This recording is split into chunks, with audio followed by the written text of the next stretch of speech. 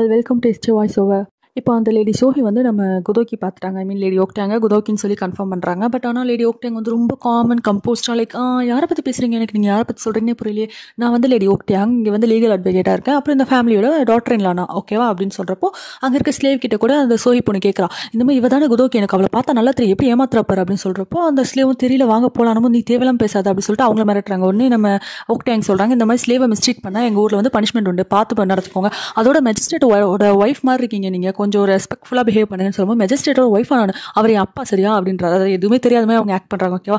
அதுக்கப்புறம் நான் வந்து பக்ஜுங்கியோட ஒய்ஃப் அப்படின்னு சொல்லிட்டு அந்த சோஹி பொண்ணு சொல்கிறான்.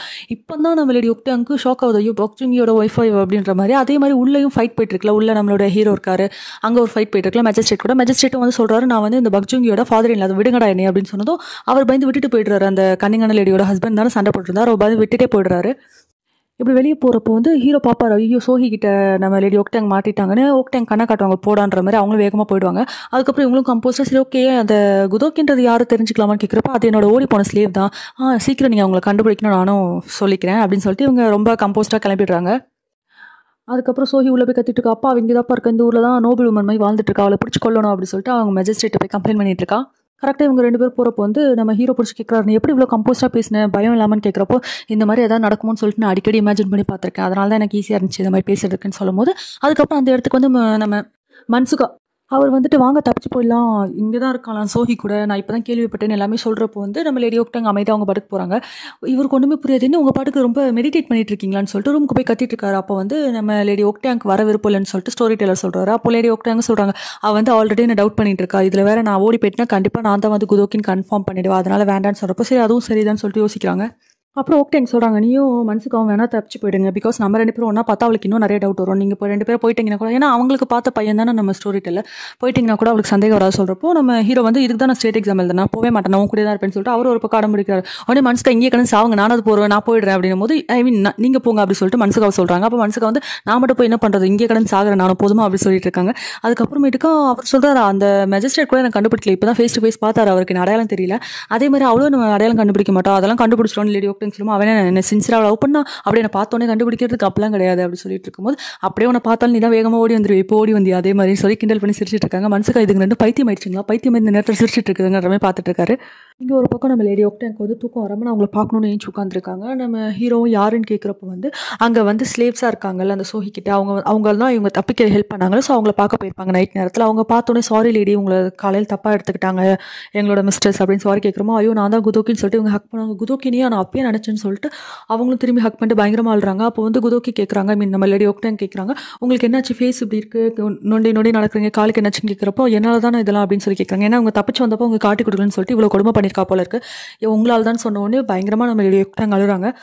அப்புறம் எங்கள் அப்பா பற்றி கேள்விப்பட்டீங்களா, எங்கள் அப்பா உங்க எங்கே இருக்காங்க உங்களுக்கு தெரியுமான்னு கேட்குறப்போ உங்கள் அப்பா உங்க கூட தானே வந்தாங்கன்னு சொல்கிறப்போ நாங்கள் ரெண்டு பேர் தப்பிச்சு போகிறப்போ பிரிஞ்சுட்டு எங்கே இருக்காங்கன்னு தெரியலன்னு ஃபீல் பண்ணுறாங்க.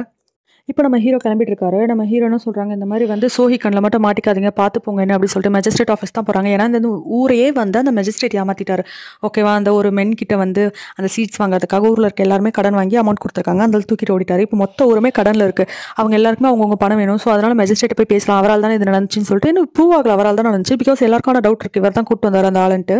இப்போ அங்கே பார்க்க போகிறாங்களா, அப்போ வந்து அவரும் போயிட்டு இருக்க நேரம் பார்த்து கரெக்டாக சோஹி வரதை பார்த்துட்டு அவங்க கூட இன்னொரு ஆள் இருக்கால அந்த கன்னிங்கான லேடியோட ஹஸ்பண்ட், அவங்கள ஹக் பண்ணிட்டு கொஞ்சம் பாசிட்டிவாக இருக்க மாதிரி போயிடுறாங்க. ஸோ வந்து சோஹி வந்து நம்ம ஹீரோட ஃபேஸ் பார்க்கல இன்னும்.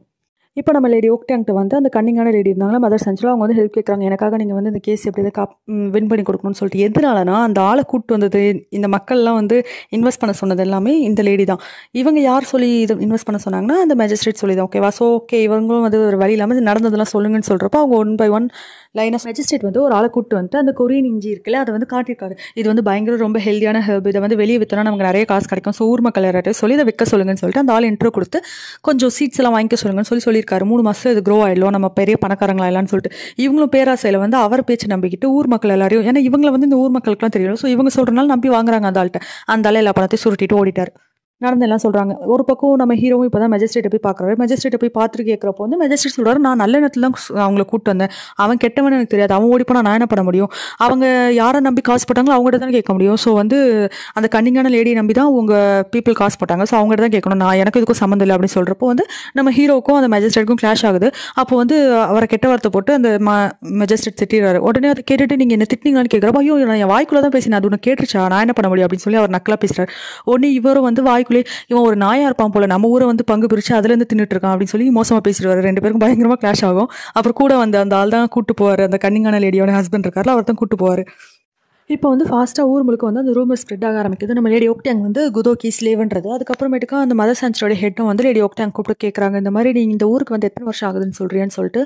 அப்போ ஓக்டாங் கேட்குறாங்க, என்னை பற்றி ரூமர் கேள்விப்பட்டீங்களான்னு சொல்லிட்டு. அவங்களும் ஆமாம், அந்த மிஸ்ட்ரஸ் இருக்கால சோஹியா வந்து என்னை பார்க்க வந்துட்டு நீ வந்து குதோக்கி தான் லேடி ஓக்டாங் இல்லைன்னு சொல்லிட்டு என்கிட்ட கம்ப்ளைண்ட் பண்ண, எதை வச்சு சொல்கிறீங்கன்னு கேட்குறப்போ, அவங்க வந்து எவ்வளோ வருஷம் ஆகுது, 10 வருஷம் தானே ஆகுதுன்னு கேட்குறப்போ, நான் வந்து இல்லை ரொம்ப வருஷம் முன்னாடிலேருந்து இங்கே தான் இருக்கா அப்படின்னு சொல்லிட்டு உன்னை பற்றியெல்லாம் சொன்னேன். அதுக்கப்புறமேட்டுக்கு இந்த மாதிரி தேவையெல்லாம் பேசிட்டு இருந்தா, நீ வந்து ஒய்ஃப் கிடையாது அந்த பக்ஜுங்கிக்கு, நீ வந்து ஒரு கான்குபைன், அவங்களோட ஒய்ஃப் யாருன்னு எனக்கு தெரியும், நீ எதனா தப்பு பண்ணனா பக்ஜுங்கிக்கு தான் அது ப்ராப்ளமாக முடியும், பக்ஜுங்கிக்கு ப்ராப்ளமாக முடிஞ்சால் அவன் ஒய்ஃப் வந்து உன் முடியை பிடிச்சி இழுத்துட்டு போயிடுவா, மரியாதையாக கான்குபைன் மாதிரி ஒய்ஃப் மாதிரி நடந்துக்கிற வேலை வச்சுக்காத, மண்டையில் எதுவும் மூளை குழம்பி போச்சான்னு சொல்லி திட்டி அமுச்சு விட்டுட்டேன் அப்படின்னு சொல்கிறாங்க. அதுக்கப்புறம் லேடி ஓக்டாங் சிரிச்சிட்டு சரி ஓகே, பட் ஆனால் அவள் சொன்னது உண்மைதான் அப்படின்னு சொல்கிறாங்க. இவங்களுக்கு கொஞ்சம் ஷாக் ஆகிடுறாங்க.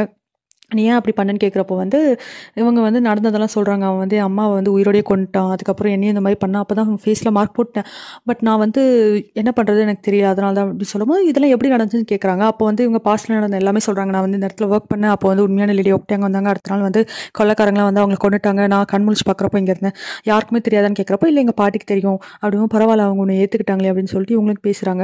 அப்புறம் நீ ஏன் இன்னும் தப்பிச்சு போகாமல் இருக்க, சோஹி மட்டும் ப்ரூவ் பண்ணிட்டானா உனக்கு கொண்டுருவாங்க, உனக்கு தெரியல அப்படின்னு கேட்குறப்போ, இல்லை தப்பிச்சு போகிறத பற்றி எனக்கு பிரச்சனை கிடையாது, ஆனால் வந்து அந்த ஆள் இவ்வளோ கொடுமை பண்ணியிருக்கான், ஸோ இந்த கண்ட்ரி என்ன வேணால் பண்ணுவான், இந்த கண்ட்ரி அந்த மெஜிஸ்ட்ரேட் கையில் கொடுத்துட்டு போய் எனக்கு விருப்பம் இல்லை, நான் காப்பாற்றணும் இந்த கண்ட்ரின்னு சொல்கிறப்போ வந்து இவங்களுக்கும் அழுகையாக வருது.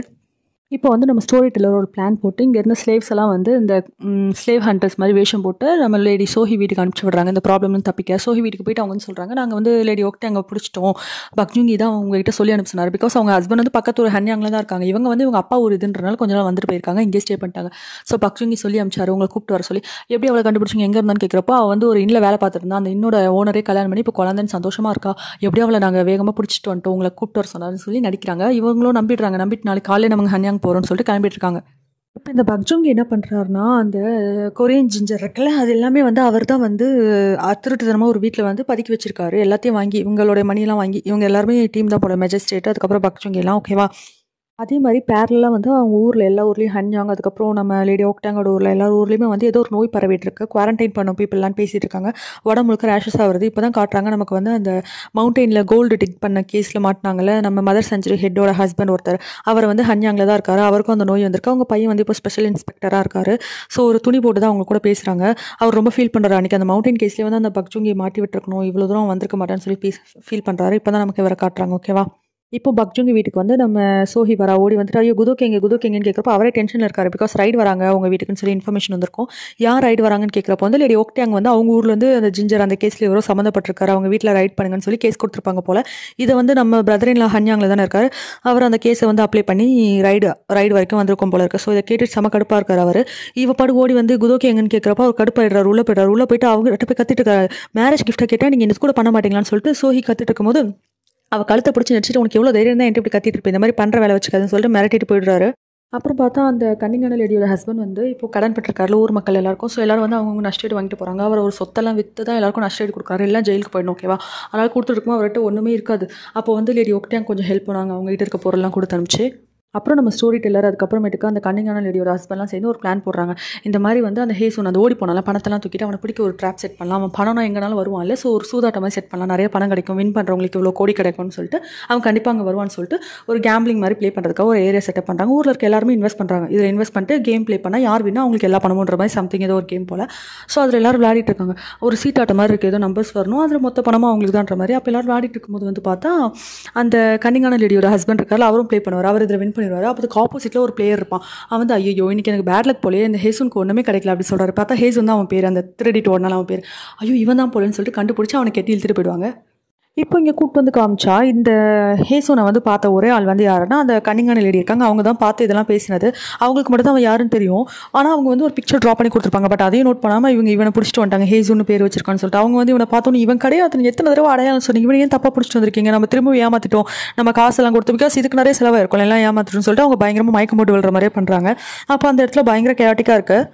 அப்போ என்னன்னா இவர் வந்து ஒரு மெடிசன் ஃபீல்டு இருக்க ஒரு போல இவர் பேரை யூஸ் பண்ணிட்டு தான் அவன் வந்து ஏமாத்திருக்கான். ஓகேவா, பின்னாடி பெரிய சூழ்ச்சி இருக்கு, ஊர் மக்கள் எல்லாம் புரிஞ்சுக்கிறாங்க. அந்த இடத்துக்கு வந்து அந்த பக்ஜுங்கி வராங்க. என்ன நீங்கள் இந்த பக்கம் வந்திருக்கீங்கன்னு சொல்லிட்டு நம்ம மதர் சான்ச்சரோட ஹெட் லேடியோடைய பையன் இருக்காங்கல்ல, அதான் அந்த சீஃப் லியோட பையன், அந்த மவுண்டெயின் கோல்டு டிக் பண்ணும்போது அந்த கேஸ்லலாம் இது பண்ணாங்களே அந்த ஆளோட பையன், அவன் இங்கே தான் சீஃப் இன்ஸ்பெக்டராக இருக்கான். அவனும் இப்போ விசாரணைக்காக தான் இங்கே வந்திருக்கான். அப்போ பக்ஜுங்கி பார்த்து கேட்குறப்போ வந்து ஏன் இங்கே தான் என்னோட சொந்த வீடு இருக்குது, சும்மா நான் இந்த பக்கம் வந்துட்டு போகலான்னு வந்தேன், அதுக்கப்புறம் நீ எப்படி இருக்க, உன்னோட அப்பா எப்படி இருக்காங்க அப்படின்னு நக்கலாக கேட்டுட்டு போகிறான் அந்த பக்ஜுங்கி.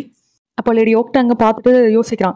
பக்ஜுங்கி வந்து என்ன யோசிக்கிறான்னா, அந்த சோஹி பொண்ணு வந்து கத்திருப்பாள். அப்போ வந்து அடிச்சதுக்கப்புறமா புலம்பிட்டே இருப்பாள். இந்த மாதிரி நீங்கள் எனக்கு கிஃப்ட் தரேன்னு சொன்னீங்க, அவள் எவ்வளோ சந்தோஷமாக வந்து லேடி ஓக்டாங்க வாழ்ந்துட்டு இருக்கா தெரியுமா அந்த கண்ட்ரியில் சொல்கிறப்போ இவர் கிளிக் ஆகிடுது. ஏன்னா இவரோட லைஃப்பில் எல்லா ப்ராப்ளமும் லேடி ஓக்டாங்க தான் வந்திருக்கா. அவர் எல்லாமே திருட்டு வேலை பண்ணும்போது இவங்க தான் வந்து காப்பாற்றி மாட்டி விட்டுருப்பாங்க, கண்டுபிடிச்சி மாட்டி விட்டுருப்பாங்க. ஸோ ஓகே லேடி ஓக்டாங்க இதில் அடிப்படுறான்னு சொன்னோடனே எல்லாத்தையும் விசாரிக்கிறப்போ அந்த சோஹி சொல்லுவாள், அவள் வந்து குதோக்கி தப்பிச்சு வந்து இங்கே வந்து லேடி ஓக்டாங்க ஏமாற்றி வாழ்ந்துட்டு இருக்கான்னு சொல்கிறப்போ அப்படியா, அப்போ நான் தான் இந்த விஷயத்தில் இறங்கணும்னு சொல்லிட்டு தான் அவர் இப்போ வந்து லேடி ஓக்டாங்கோட கண்ட்ரிக்கு வந்திருக்காரு. அவளை பார்த்துட்டு நக்கலா சிரிக்கிறாரு. இதோட இன்னைக்கு எபிசோட் முடிஞ்சிச்சு. உங்களுக்குலாம் பிடிச்சிருந்தா லைக் பண்ணிக்கோங்க, ஷேர் பண்ணிக்கோங்க, சப்ஸ்கிரைப் பண்ணிக்கோங்க. தேங்க்யூ, டாடா.